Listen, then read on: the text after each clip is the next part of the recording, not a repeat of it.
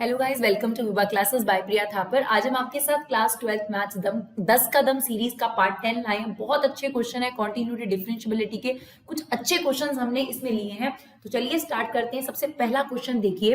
Question को समझने से ज्यादा आप कोशिश करिएगा कि हम जो कंसेप्ट समझाने की कोशिश कर रहे हैं उस क्वेश्चन के अंदर वो आपके दिमाग में आ जाए, ताकि उससे रिलेटेड कंसेप्ट से रिलेटेड क्वेश्चंस जो हो वो आपको हेल्प करे। आई होप मेरे बच्चों ने ये जो क्वेश्चंस होंगे ऑलरेडी ट्राई कर लिए होंगे। अब जो उनको प्रॉब्लम आ रही होगी उसको देखने के लिए फटाफट से 10 मुश्किल से 15 मिनट हम अपनी वीडियो में लेते हैं, ताकि आप लोग अपनी प्रॉब्लम्स को देख सके, क्योंकि हम यही चाहते हैं कम टाइम में काम ज्यादा, कंसेप्ट ज्यादा। तो चलिए फटाफट क्वेश्चन नंबर 1 देखते हैं। हमें फंक्शन दे रखा है modulus x plus modulus x minus 1, और हमसे पूछा गया है, जैसा कि ऑप्शन है तो कॉन्टिन्यूटी के बारे में बात करी गई है और दो ही पॉइंट है 0 और 1। तो सबसे पहले देखिए, इस फंक्शन में थोड़ा सा काम करना पड़ता है, खास तौर पे जब भी मॉडुलस फंक्शन आता है तो उसके दो फेसेस होते हैं, जैसा कि हम आपको बताते हैं। तो सबसे पहले मैंने नंबर लाइन बनाई, मुझे इसकी कॉन्टिन्यूटी चेक करनी है 0 पर और 1 पर। तो मुझे इसका लेफ्ट और राइट फंक्शन पता होना चाहिए। अब ध्यान से सुनिएगा, मॉडुलस के हमेशा दो फेस होते हैं। जब भी नेगेटिव वैल्यू पुट करी जाती है तो मॉडुलस का नेगेटिव फेस होता है, और जब पॉजिटिव वैल्यू पुट करी जाती है तो उसका पॉजिटिव फेस होता है। क्यों?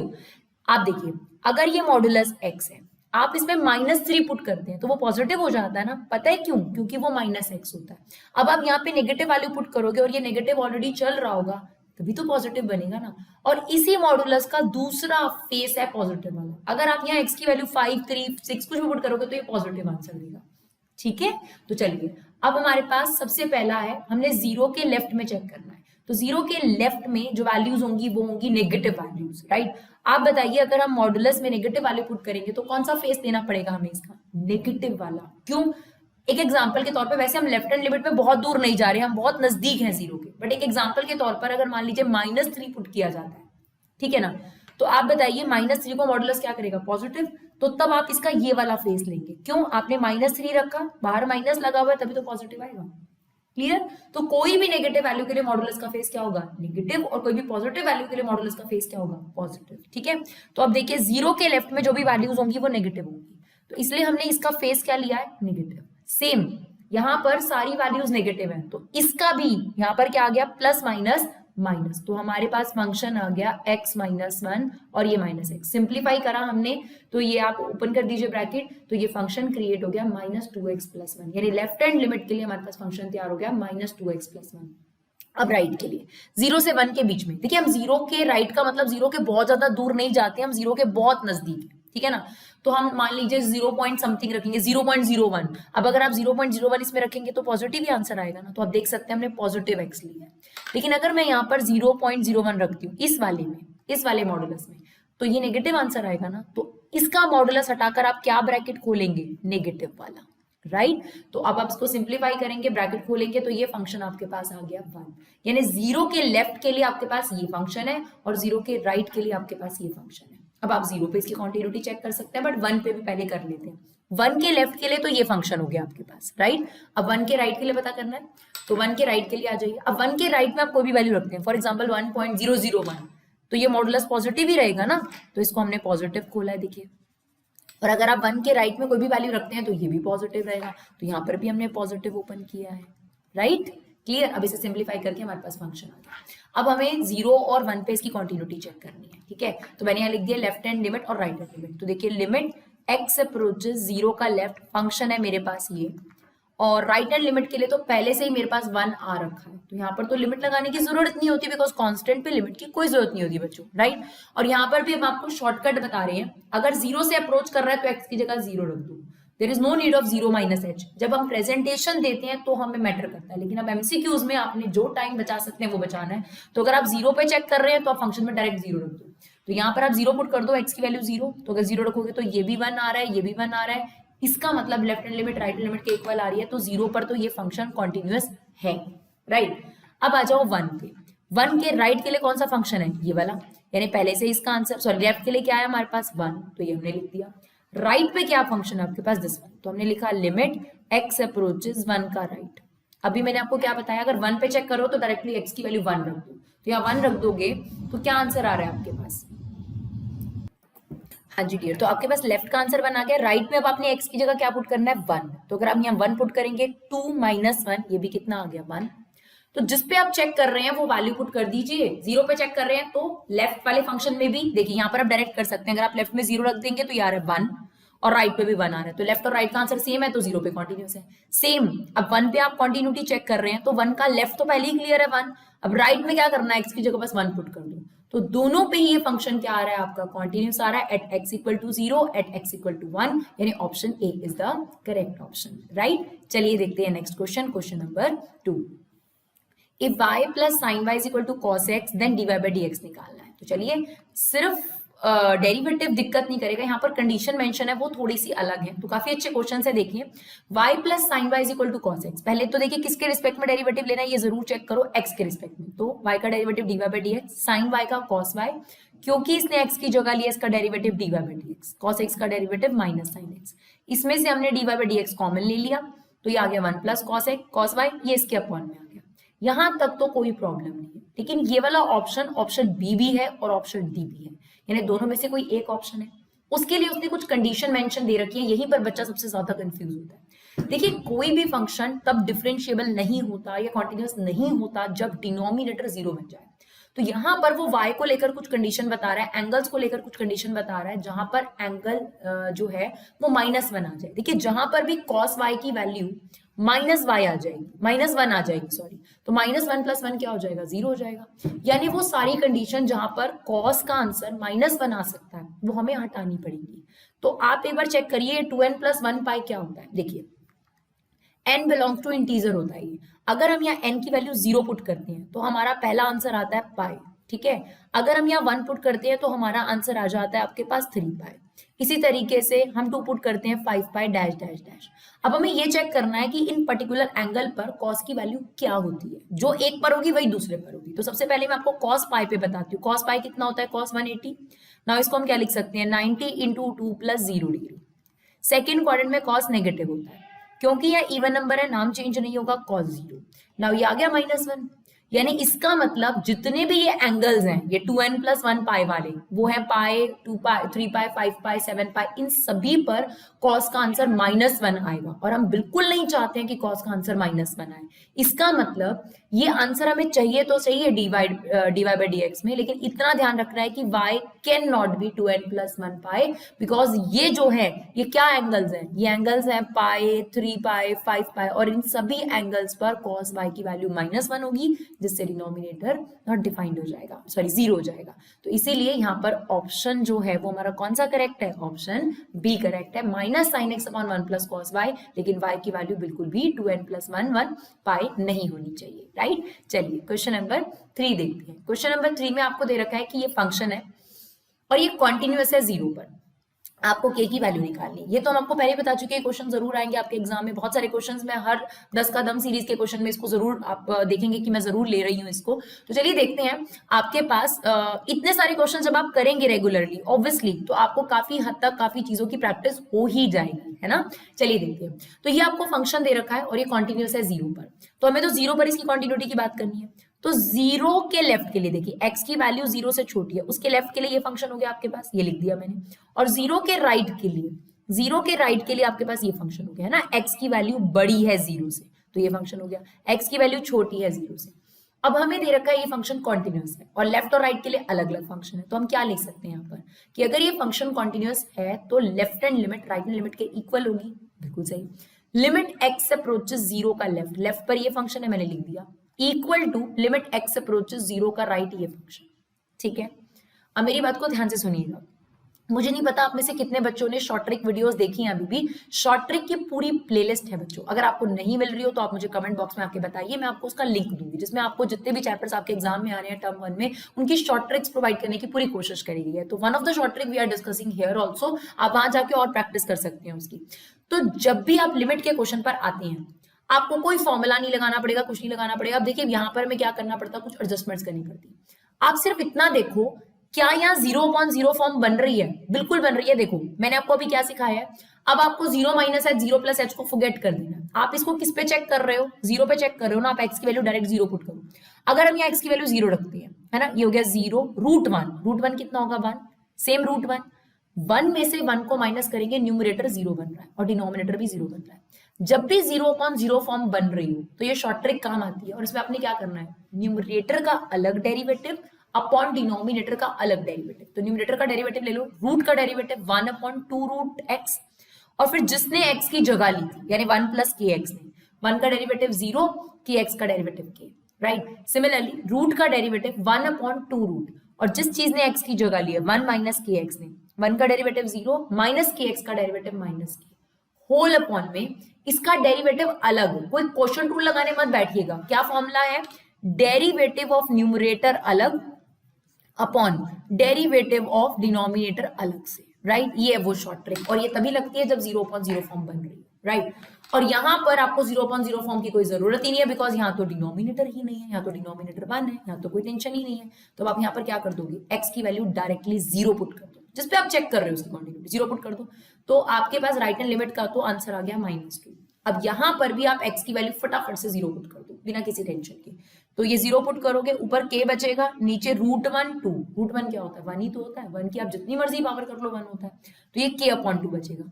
ये वाला माइनस और ये वाला माइनस प्लस हो गया, यहाँ पर भी k/2 बचा, equal to -2, that is 2k/2। तो k की वैल्यू कितनी आ गई हमारे पास, -2, यानी हमारे पास ऑप्शन सी यहाँ पर करेक्ट है, राइट। चलिए देखते हैं, बहुत अच्छे अच्छे क्वेश्चंस हैं, अगर आप इस वीडियो की बात करेंगे बहुत अच्छे अच्छे क्वेश्चंस हमने कराने की कोशिश करी है।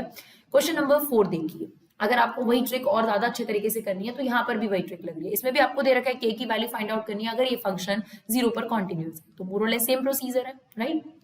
अब यहाँ पर क्या बोल रखा है, यहाँ पर बोल रखा है x नॉट इक्वल टू 0 के लिए ये फंक्शन है, यानी लेफ्ट हैंड लिमिट के लिए भी ये फंक्शन है और राइट हैंड लिमिट के लिए भी फंक्शन है। जब दोनों के लिए सेम फंक्शन होता है बच्चों, तो उनको इक्वेट करने से कोई फायदा नहीं है ना। और हमें f(0) पर ये दे रखा है, तो अगर ये फंक्शन कॉन्टिन्यूअस है तो हम एक काम कर लेते हैं, राइट हैंड लिमिट को f(0) के इक्वेट कर लेते हैं, है ना। हमने यही किया, देखिए here right hand limit is equal to f(0).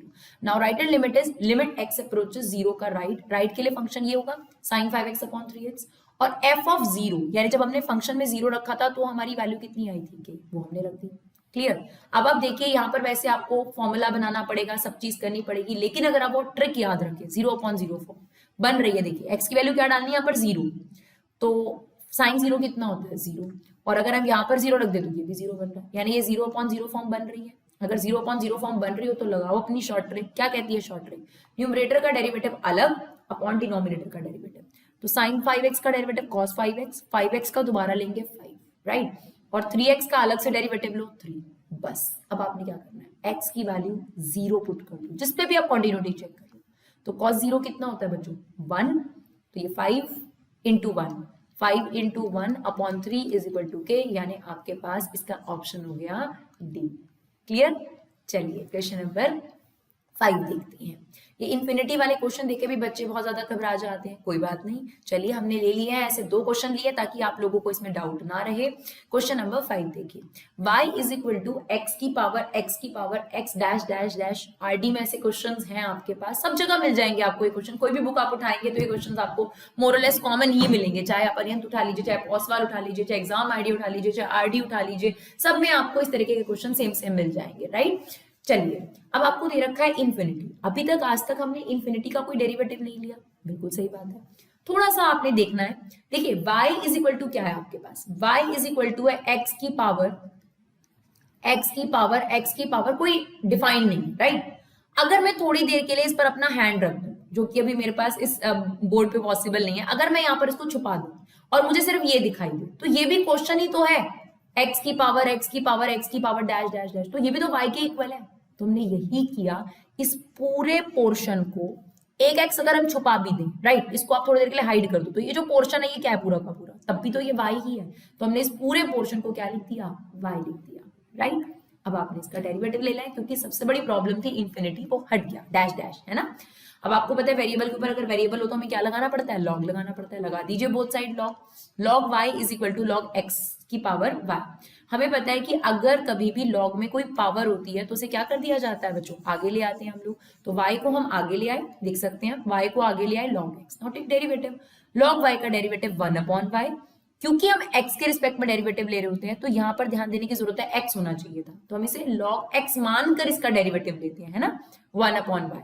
अब क्योंकि इसने x की जगह लिया तो इसका डेरिवेटिव आ गया dy/dx। यहाँ पर लगेगा बच्चों प्रोडक्ट रूल, y का derivative dy/dx log x as it is, y as it is log x का डेरिवेटिव 1/x। अब ये वाली dy/dx वाली टर्म यहाँ जाएगी और उसमें से हमने dy/dx कॉमन ले लिया, क्या आ गया 1/y minus log x, dy/dx common आ गया। इसमें आप एलसीएम ले लीजिए, एलसीएम क्या आएगा आपके पास 1 minus y log x upon y dy/dx, right, equal to y/x। बस अब इसे वहां ले जाके रेसिप्रोकल कर दीजिए, राइट, इसे वहां जाकर हमने रेसिप्रोकल कर दिया, तो ये क्या बन गया y² अपॉन में x 1 minus y log x। तो कौन सा ऑप्शन करेक्ट है, ऑप्शन बी करेक्ट है। क्लियर, चलिए क्वेश्चन नंबर 6 देखते हैं। सेम इन्फिनिटी वाला कंसेप्ट है उसके अंदर, देखे लिए। यहाँ पर भी आपको ऐसे ही दे रखा है y is equal to root sine x plus root sine x plus root sine x going on. आप एक बात बताइए कि आप ये जानते हैं कि कितनी काउंटिंग है इनकी, बिल्कुल नहीं, है ना। अगर मान लीजिए थोड़ी देर के लिए मैं इसको हाइड कर देती हूँ, थोड़ी देर के लिए इसको हाइड कर देती हूँ, अपने हैंड से आप इसे छुपा दीजिए, तो जो ये पोर्शन आपको नजर आ रहा है ये क्या है, ये भी तो y ही है, ये भी तो क्वेश्चन ही था, तो बस हमने यही किया। बाकी फर्स्ट छोड़कर बाकी के सारे पोर्शन को आप y लेट कर लीजिए, है ना, यही हमने पहले भी किया है, तो इसको हमने क्या लेट कर लिया, y लेट कर लिया। इन्फिनिटी वाला पोर्शन हट गया, तो देखिए हमने y लेट करने के बाद बस अब आप डेरिवेटिव लेंगे, लेकिन थोड़ा सिंप्लीफाई करने के लिए पहले हमने क्या कर दिया, स्क्वायरिंग बोथ साइड। तो स्क्वायरिंग बोथ साइड कर दी, क्या बन गया y² sin x plus y। बस अब आपने किसके रिस्पेक्ट में डेरिवेटिव लेना है, x के रिस्पेक्ट में, तो y² का डेरिवेटिव 2y, क्योंकि इसने x की जगह लिया इसका दोबारा derivative dy/dx। Now cos x का डेरिवेटिव सॉरी sin x का डेरिवेटिव cos x, y का डेरिवेटिव dy/dx। अब ये dy/dx यहाँ जाकर माइनस हो जाएगा, तो ये बन गया 2y माइनस 1 dy/dx। अब ये इसकी अपॉन में आ जाएगा और हमारा आंसर आ गया dy/dx equal to cos x upon 2y minus 1, यानी option B is the correct option. Question number 9 देखिए। क्वेश्चन नंबर 9 में क्या कहता है, y is equal to sine x plus e की पावर x। बहुत अच्छा क्वेश्चन है, ध्यान से समझिएगा, क्वेश्चन में ही बहुत बार ट्विस्ट आ जाते हैं। तो आपको कहता है d² x अपॉन dy²। देखिए डेरिवेटिव, सेकंड डेरिवेटिव किसके रिस्पेक्ट में लेना है आपने, y के रिस्पेक्ट में, नॉट x के रिस्पेक्ट में। तो चलिए सबसे पहले तो हमें dy/dx तो निकालना ही है। तो सबसे पहले देखिए हमें फंक्शन दे रखा था, हमने dy/dx निकाल लिया, sin x का डेरिवेटिव cos x, e की पावर x का डेरिवेटिव e की पावर x, राइट। इसको हम रेसिप्रोकल करेंगे बिकॉज हमें जो सेकंड डेरिवेटिव लेना है वो y के रिस्पेक्ट में लेना है। क्लियर, तो हमने इसका रेसिप्रोकल करा dx/dy। तो अब आप इसका क्या करेंगे, सेकंड डेरिवेटिव। क्लियर, देखिए किसके रिस्पेक्ट में आपने सेकंड डेरिवेटिव लेना है, y के। आप क्वेश्चन को ध्यान से देखिए, अगर आप अभी ले लेते तो गलत हो जाता है ना, क्योंकि वो क्या आ जाता d² अपॉन dx²। अगर आप इसका रेसिप्रोकल करेंगे तो ये बनेगा बच्चों, ये नहीं बनेगा, है ना। तो ध्यान दीजिएगा, पहले ही हमें इसका रेसिप्रोकल करना पड़ेगा और फिर हम इसका y के रिस्पेक्ट में डेरिवेटिव लेंगे। तो चलिए अब हम इसका सेकंड डेरिवेटिव आपके सामने लेकर दिखा रहे हैं, 1/x। देखिए आप यहाँ क्वोशंट रूल भी लगा सकते हैं, है ना। हम क्या बता रहे हैं अभी आपको, इसको 1/x मान लेते हैं ना, 1/x का डेरिवेटिव माइनस 1/x²। अब क्योंकि सॉरी y, इसको 1/y मान लेते हैं बिकॉज y के रिस्पेक्ट में डेरिवेटिव ले रहे हैं, तो माइनस 1/y²। अब इसका डेरिवेटिव दोबारा लेंगे, तो cos x का डेरिवेटिव कितना आ गया आपके पास, माइनस साइन x, और क्योंकि यहाँ x है y की जगह तो dx/dy आ गया, है ना। ये चीज आपने ध्यान देनी है, यहाँ पर बहुत अच्छा क्वेश्चन है ये। सिमिलरली e की पावर x का डेरिवेटिव e की पावर x ले तो लिया, बट हम किसके रिस्पेक्ट में ले रहे हैं, y। तो यहाँ e की पावर y होना चाहिए था, क्योंकि x ने y की जगह लिया है तो उसका डेरिवेटिव dx/dy। अब हम यहाँ से क्या कॉमन ले सकते हैं, dx/dy कॉमन ले सकते हैं, minus 1/cos x plus ex का होल स्क्वायर। यहाँ पर क्या आ गया आपके पास, dx/dy, और अंदर क्या रह गया, minus sine x plus e की पावर एक्स। अब हमें इसकी वैल्यू डालनी पड़ेगी dx/dy की, ये रही आपके पास dx/dy की value which is 1/cos x plus e की पावर एक्स। अगर आप ये वैल्यू यहाँ पर रिप्लेस करेंगे, देखिए, है ना, तो एक तरीके से इसका क्या आ जाएगा, क्यूब आ जाएगा, है ना, क्योंकि यही चीज आ गई आपके पास। तो हमारा आंसर यहाँ पर कौन सा करेक्ट है बच्चों, माइनस साइन एक्स। तो यहाँ पर बच्चों अब ये जो नेगेटिव है इसको अंदर इंटू करेंगे तो ये बन जाएगा साइन एक्स माइनस ई की पावर एक्स अपॉन में cos x प्लस ई एक्स का होल क्यूब। तो ऑप्शन सी यहाँ पर करेक्ट ऑप्शन है, राइट। चलिए क्वेश्चन नंबर 8 देखते हैं। आपको फंक्शन दे रखा है x की पावर n और आपसे F of one minus F dash one upon one factorial, मतलब इसकी वैल्यू पूछी है आपसे, ठीक है। तो सबसे पहले देखिए, आपको अगर एफ डैश वन चाहिए तो आपको एफ डैश एक्स लाना पड़ेगा उसके लिए, राइट। तो हमें यहाँ फंक्शन दे रखा था एफ एक्स, पहले हमने उसका डेरिवेटिव लिया ताकि हमारे पास एफ डैश एक्स आ जाए। तो एफ डैश एक्स आ गया, एक्स की पावर n आगे आ जाएगा आपके पास x की पावर n माइनस वन। अब हम डबल डेरिवेटिव लेंगे तो इसी का derivative n as it is. अब ये वाला n माइनस वन आगे आ जाएगा और x की पावर n माइनस वन का डेरिवेटिव क्या हो जाता है, देखिए हमें पता है कि जो भी पावर होती है उसमें वन कम हो जाता है, तो ये कितना हो जाएगा आपके पास n माइनस वन, राइट। तो ये आपके पास n माइनस वन से अब कितना हो गया n माइनस टू। फिर दोबारा इसका डेरिवेटिव ले लीजिए, जब हम इसका दोबारा डेरिवेटिव लेंगे तो क्या होगा बच्चों, अब n minus one as it is, ये वाला n माइनस टू आगे आ जाएगा और x की जो पावर है आपके पास, जो x की पावर है n माइनस टू आगे आ गई और एक पावर कम हो जाएगी ना n माइनस थ्री, और ये चलता रहेगा आपके पास, ठीक है। अब हमें निकालना है f डैश वन, तो इसका मतलब हमें इसमें वन पुट करना है, तो x की जगह वन पुट करोगे, वन की पावर जो मर्जी हो वन ही रहती है, तो आपका आंसर क्या आ गया n। फिर आपको f डबल डैश वन निकालना है, यानी यहाँ पर भी x की वैल्यू वन पुट करनी है, तो वन की पावर आप जो मर्जी रखो वन ही रहता है, तो ये आ गया n माइनस वन। ऐसे सिमिलरली आपने यहाँ पर भी वन पुट करना है, तो ये आ जाएगा n minus one n minus two. तो हमारे को वैल्यूज का पैटर्न क्लियर हो गया बच्चों, ठीक है ना। अब देखिए हमें एक आ गया f ऑफ वन, यानी फंक्शन में वन पुट करो, अगर मैं यहाँ वन पुट करूंगी f ऑफ वन निकालूंगी तो क्या होगा, वन की पावर n यानी वन, यानी इसका आंसर तो वन हो गया, माइनस अभी मैंने आपको निकाल के दिखाया f डैश वन कितना आएगा n अपॉन में one factorial, f double dash two कितना आएगा n minus one upon two factorial, ये भी हमारा निकला हुआ डैश डैश डैश चलता रहेगा। अब देखिए वैसे तो हमें ये सब चीजें निकालने की जरूरत नहीं थी, हम ये भी देख सकते हैं कि जो लास्ट पैटर्न होता है उससे भी आपको काफी अंदाजा हो जाता है, बट ये पैटर्न थोड़ा सा हमारी हेल्प करेगा इसलिए हमने निकाला है। एक तरीके से ये टर्म्स हैं जिनकी जर्नल टर्म आपको लास्ट में दे रखी है, हमेशा याद रखो कभी भी कोई पैटर्न होता है उसका लास्ट में दे रखा हो, जैसे मान लीजिए टू दे रखा है, टू स्क्वायर दे रखा है, टू क्यूब, तो लास्ट में उसका पैटर्न दे रखा होता है टू की पावर n। तो आप ये भी लिख सकते हो इसको शॉर्ट फॉर्म में, इट्स सिग्मा टू की पावर n, यानी ये टू की पावर n की वैल्यू डालते जाना और उसे टोटल करते जाना। सिमिलरली हमने यहाँ पर लिखा कि ये जो सारी टर्म्स हैं बेसिकली ये इनकी स्टैंडर्ड टर्म है, तो सिग्मा माइनस वन की पावर n। अब जैसे आप देखिए f डैश वन क्या आया था आपके पास n factorial, f double dash one क्या आया था n माइनस वन, तो f n क्या आएगा आपके पास, n तक आएगा ये, देखिए कम होता गया था ना, पहले n आया फिर n माइनस वन आया फिर n minus two n minus three, तो ये क्या आएगा n minus one n minus two n minus three, कब तक चलता रहेगा, लास्ट वन तक जाएगा अपॉन में n फैक्टोरियल। अब ये जो ऊपर लिखा हुआ ये भी तो n फैक्टोरियल है, तो ये इससे क्या हो गया बच्चों, कट गया, यानी आपके पास बचा सिंप्लीफाइड फॉर्म में सिग्मा माइनस वन की पावर n। अब इसका मतलब क्या है कि आप n की वैल्यू रखते जाइए और आपके पास मान लीजिए n की वैल्यू वन से शुरू हो रही है और इन्फिनिटी तक जा रही है, तो आप n की वैल्यूज पुट करते जाइए, आपके पास इस और टर्म का सम करते जाइए, यानी जो इसका सिंप्लीफाइड वर्जन है, इस टर्म का सिंप्लीफाइड वर्जन है वो है माइनस वन की पावर n। अब आपने n की वैल्यू वन डाली तो ये आ जाएगा माइनस वन, टू पुट करी तो आ गया पॉजिटिव वन, थ्री पुट करी तो आ गया माइनस वन, यानी ये सारी टर्म्स जो है कटती जाएंगी और हमारा फाइनल आंसर क्या आ जाएगा आपके पास, जीरो, यानी option B is the correct option, right. चलिए क्वेश्चन नंबर 9 देखते हैं। y हमें दे रखा है और हमें इसका सेकंड डेरिवेटिव लेना है। बहुत सारे बच्चे इस बात से घबरा जाते हैं कि बेस e दे रखा है, देखिए log का इन जनरल बेस भी e ही होता है। अब आपने इसका सेकंड डेरिवेटिव लेना है, तो सबसे पहले यहाँ पर हमने प्रॉपर्टी लगा दी, log a अपॉन b की क्या प्रॉपर्टी होती है, log a अपॉन b किसके इक्वल होता है, log a minus log b, तो यही किया, log a अपॉन b था। बेशक आप ये लिखे ना लिखे कोई फर्क नहीं पड़ता, बिकॉज जनरली इसका बेस e होता है ना। तो log x स्क्वायर अलग कर दिया माइनस log e स्क्वायर अलग कर दिया। अब हमारे पास एक और प्रॉपर्टी है कि अगर कभी भी पावर हो तो पावर आगे आ जाती है ना, तो वो पावर आगे आ गई, हो गया 2 log x और ये 2 आगे आ गया log e, और log e की वैल्यू हमेशा याद रखिए 1 होती है। Now this is in simplified form, take a derivative dy by dx, 2 as it is, log x का डेरिवेटिव 1 अपॉन x और कांस्टेंट का डेरिवेटिव 0। अब आपने इसका सेकंड डेरिवेटिव लेना है, 2 as it is, 1 upon x का डेरिवेटिव क्या होता है, माइनस 1 अपॉन x स्क्वायर। तो यहाँ पर हमारा ऑप्शन डी करेक्ट है, राइट। चलिए देखते हैं लास्ट क्वेश्चन, क्वेश्चन नंबर 10। आपको ये फंक्शन दे रखा है और आपसे पूछा है इट इज डिफरेंशिएबल एट। देखिए कोई भी फंक्शन तब डिफरेंशिएबल होता है जब वो फंक्शन जीरो ना हो। तो देखिए साइन एक्स तो हमेशा ही डिफरेंशिएबल है, आपके पास कॉन्टिन्यूस है और डिफरेंशिएबल भी है। बात करें इस फंक्शन की, तो इस फंक्शन की अगर हम बात करें तो ये कहां पर डिफरेंशिएबल नहीं होगा, जहां पर ये जीरो हो जाएगा। तो ये जीरो कहां हो सकता है, जहां पर x की वैल्यू 1/2 होगी, है ना। सिर्फ x की वैल्यू आपने 1/2 नहीं रखनी, क्योंकि अगर आप x की वैल्यू 1/2 रखेंगे तो ये फंक्शन ही जीरो हो जाएगा, और जब ये फंक्शन ही जीरो हो गया तो डिफरेंशिएबिलिटी का आएगी। इसका मतलब साइन x तो हर जगह डिफरेंशिएबल था, ये भी हर जगह डिफरेंशिएबल है एक्सेप्ट 1/2। तो हम कह सकते हैं कि ये जो फुल फंक्शन है ये रियल नंबर पर डिफरेंशिएबल है एक्सेप्ट 1/2, क्योंकि 1/2 पे ये फंक्शन जीरो हो जाता है।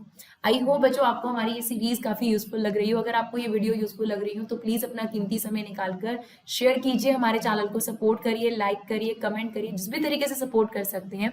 जो लोग हमें लगातार सपोर्ट करते हैं, अपना कीमती समय निकालकर अपनी कमेंट देते हैं, उनका दिल से धन्यवाद। Thank you so much guys for love and support, keep supporting work.